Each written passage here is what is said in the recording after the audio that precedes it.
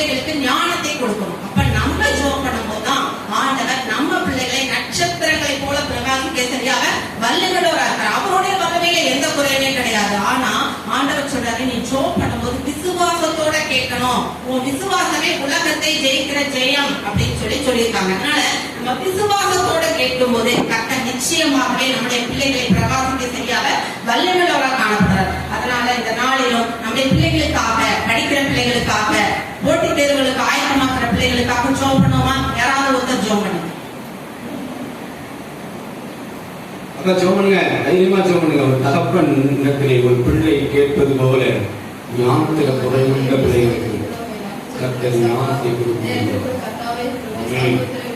புதிய கல்யாணத்துல பிள்ளைகள் போயிருக்காங்க. திருமணத்தில் எத்தனையோ நன்மைகள்